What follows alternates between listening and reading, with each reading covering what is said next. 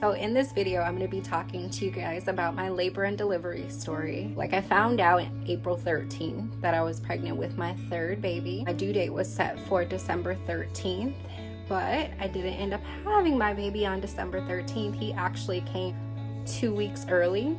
I think what kind of like triggered the labor was the spicy food that I had ate the night before.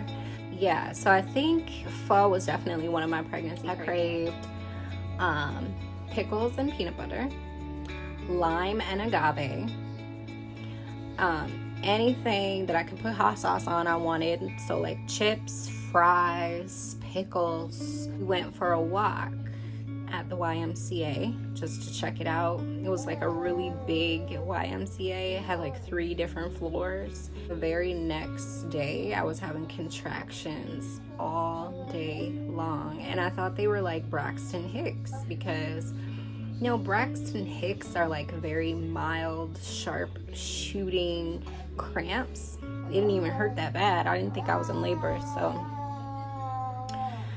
the next morning I was just like, yo, like my contractions started getting really bad around like noon, where I was like kind of like bent over. So I guess I called myself in labor, and my water broke an hour and a half after that, and I took a shower.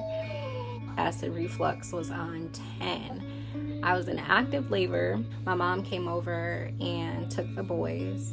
My man was driving, and he was so nice. He was there the whole time holding my hand. By the time we got to the hospital, we pull up to the lobby. All of a sudden, I'm like, I can't get out of the car. Like, I thought that I had to take number 2, right? So I grab a bag and I like kneel down, trying to like pull my sweatpants down because I'm thinking that I'm about to take a poop, right?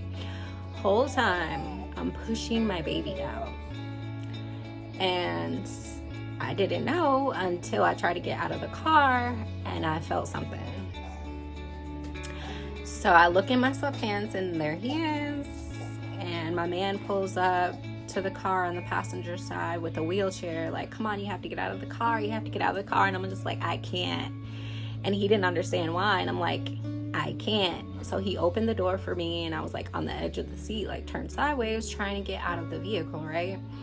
And he's like, can you get out? And I'm like, I'm trying, I can't. I'm like, hold on, just like yelping for help pretty much. And I told him, I was like, his head is out. I'm like, his head is out. So he like peeps in my sweatpants, and he's like, oh my God. He's like, you have to sit down in this wheelchair. I couldn't walk in because obviously I'd be like wobbling. But I ended up sitting down on my tailbone. And when I sat down on my tailbone, I guess that just like caused the baby to like birth himself. So my man's like pushing me into the lobby of the hospital, and here I am with my baby on my lap in my sweatpants. I mean, good thing my sweatpants were comfortable. Thank you, Shein or Fashion Nova, wherever I got them damn sweatpants from. But I literally need to frame those sweatpants because my baby pretty much birthed himself in the parking lot of the hospital.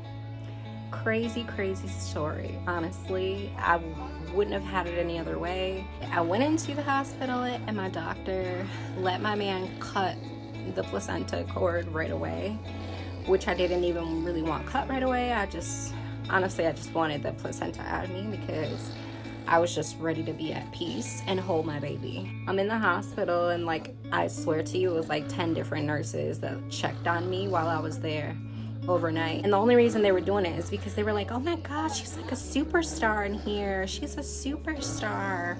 That's the girl that had her baby in her sweatpants in the parking lot. And I'm just like, oh my God. Okay. Honestly, I couldn't even bear like staying a whole nother night. So my baby like got everything he needed done. I was released the night of December 4th. So I was only in the hospital for a day and a night.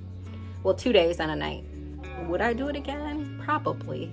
I know that sounds crazy, but I probably would do it again. I took a little bit of ibuprofen for the pain, but I was like walking up and down the stairs and everything. I mean, I was good. Getting on here really just to say that I'm so grateful for the childbearing experience that I had, because I think the contractions was probably the worst part of labor. My third baby is my first VBAC, and I'm very proud of myself. I feel so empowered as a woman after giving birth to my third child. Definitely an experience that I never would have thought I could have, because my first two babies were C-sections. It's completely different, you know, during the process, like as far as pain levels and everything. What's up? Right as I'm talking about my children and labor and delivery, I was working out, I was stretching, I was praying, I was doing everything that I needed to do in order to prep for labor. But I'm just honestly just so grateful for all three of my children. This is Ivan. This is my 10-year-old. My 13-year-old, he's here too. He's just getting ready for the day. And then my baby, he's already ready for the day. Thank you guys for watching. Make sure you subscribe. Yes,